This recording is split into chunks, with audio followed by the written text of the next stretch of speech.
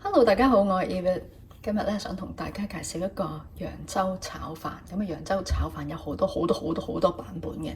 咁我呢個版本係點樣咧？呢個版本係對於我嚟講一個懷舊嘅版本，因為咧我因為有個背景咧，世事咧，屋企咧係喺外國嘅地方去做呢個中國嘅餐館，咁所以我哋係做俾外國人食嘅，咁呢個咧就係一個做俾外國人食嗰個配方嚟嘅。咁我對於我嚟講有少少懷舊啦嚇咁樣。咁但係咧做俾外國人嘅配方，但係我而家做條片係即係用廣東話做啦嚇，主要係 target 俾香港人睇啦。咁我就唯有咧將嗰個鬼佬配方咧就變一變，因為咧你哋咧應該係唔中意食青豆嘅，咁啊所以咧我就要將個青豆咧就換翻做正宗揚州炒飯俾啲葱。咁啊，如果鬼佬咧喺我哋即係摸索佢哋個口味嗰陣時咧，就諗住即係俾啲 authentic 俾佢哋啦嚇，咁咧就俾啲即係正宗嘅嘢俾啲葱俾佢哋啦。點知佢個撇晒啲葱出嚟唔食，對於佢哋唔係好習慣呢一啲咁樣嘅即係叫做Asian herbs 咁樣啦。咁後尾咧就用青豆去replace 呢個葱咧，就反而就個個都食咁樣咯，就好滋味啦嚇，唔會食漏啦，唔會撇出嚟啦咁樣咯。咁啊，所以就全部都同嗰陣時差唔多，唯獨是喺呢度補翻葱咁樣。咁啊，介紹下材料先。呢度咧就有飯啦，飯咧就係會用冷飯預先煲好咗嘅，直情係專登為炒飯而煲好咗嘅飯。咁啊，然之後就雪凍佢啦。就去到雪好咗、雪硬咗之後咧，就會攣鬆佢咁樣樣。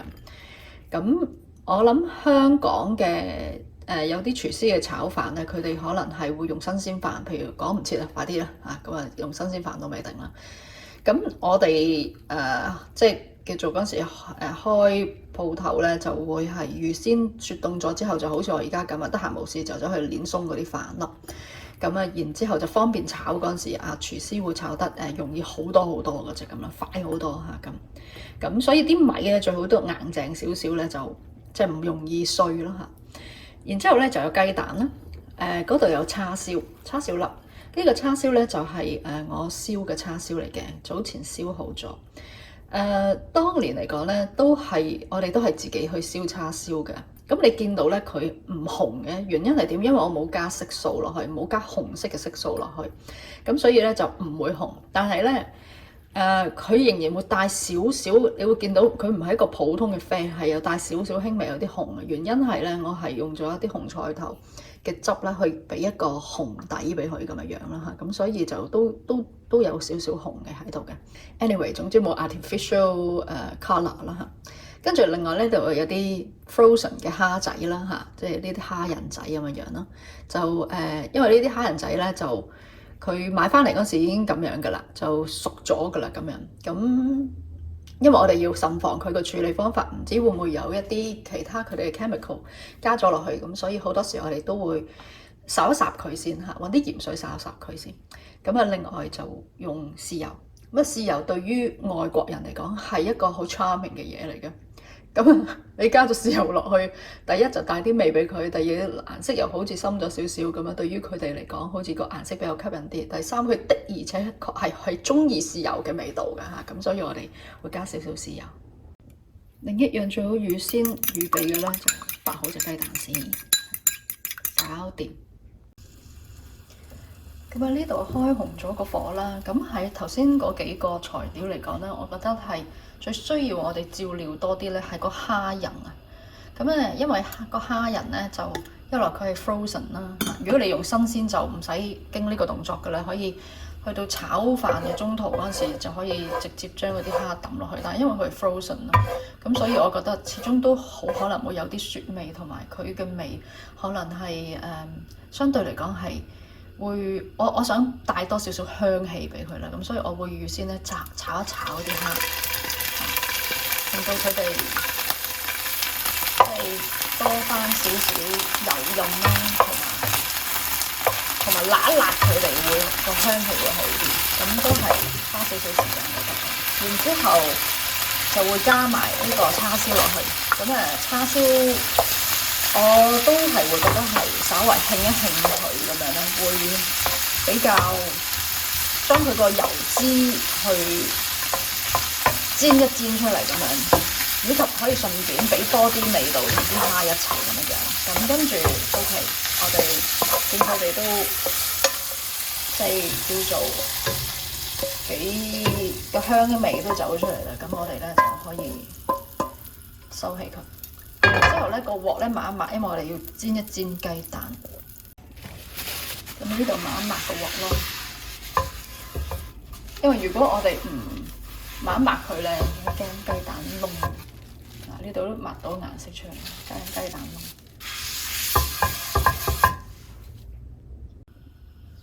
咁我哋再熱翻個鑊啦，亦都再加多似係油落去啦。咁跟住咧，我哋就趁個鑊興咧，就倒啲蛋落去。咁我哋吹下水先啦。咁即係當年咧去揣摩佢哋外國人個口味係即係一定要跳出框框去諗，唔好諗得佢哋太複雜。佢哋真係好簡單嘅啫，你俾啲正嘢俾佢哋咧，佢哋反而會即係冇，佢未必 get 到嗰種即係嗰個細心位喺邊度啊，咁樣。咁譬如話你好似你整蛋包飯俾佢咧，佢哋未必掌握到哦，原來蛋包飯係咁即係一啲咁深嘅，相對深好多嘅學問嗰隻咁樣啦。佢哋情願見到一粒粒嘅蛋嘅咁樣。咁嗱呢度啲蛋就 OK， 咁跟住咧我哋咧然之後就可以放飯落去嘅啦，放飯。咁呢個 formula 嘅做法，對於香港人嚟講一樣好食。咁咧，份量呢個大約一個人嘅份量。呢個位咧係重要嘅，即係爆飯呢個位，呢個步驟咧係因為你個飯嗰個香咧，一定要經歷呢一個炒飯咧，去炒出嗰個飯米粒個香味嘅。所以咧，即係不妨花多啲時間俾佢自己炸。佢哋就係要見到一塊塊蛋咯。你走嚟整到咧蛋包飯咧，嗰啲飯全部即係張晒嗰啲蛋咧。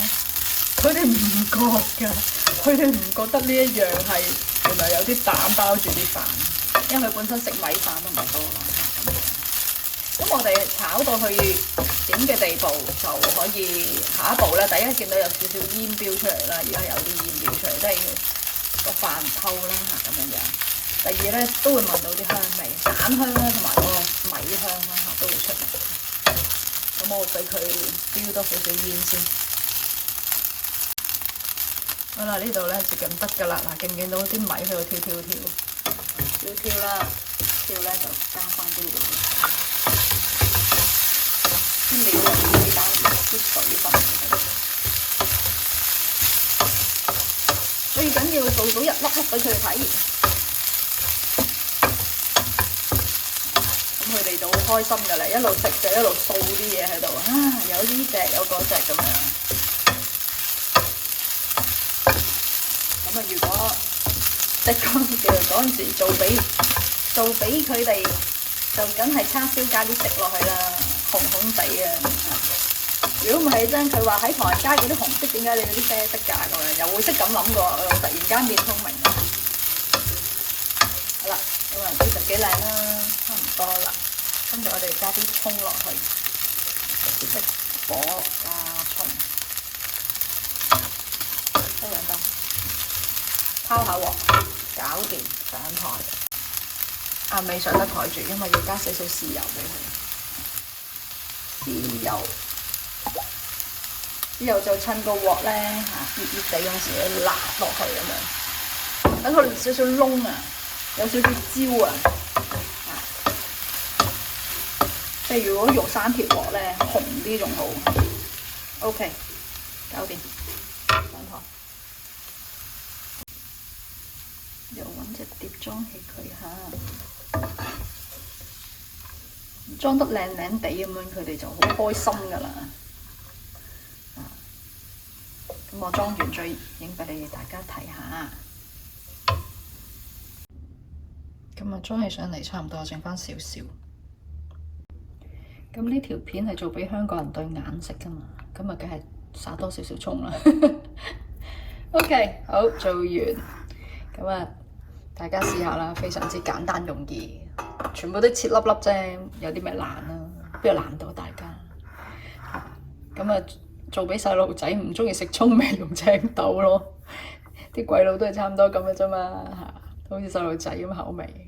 好，咁啊，大家試下一陣，影完相再試味俾大家睇。近鏡少少啦，近鏡轉一轉俾大家。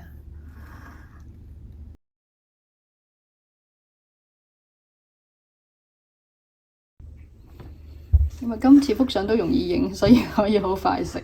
有時有啲相咧攞角度難攞啲嘅嚇，咁啊又食俾大家睇啊！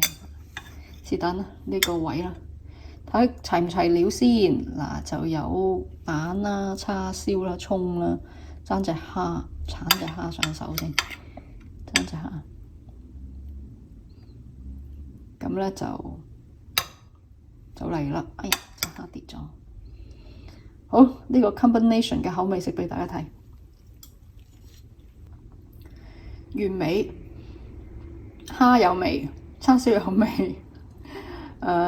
仲有啲咩蛋啊？當然有味啦嚇，飯又夠透啦，同埋最重要係有豉油味，啱晒佢哋。今日大家都試下豉油味，我哋都中意啊，我哋都食下。咁啊，頭先嗰個蝦仁咧，的而且確係真係預早揾啲鹽糖水去烚下佢咧，係好好食嘅嚇。大家試下。仲有最重要係夠葱啊！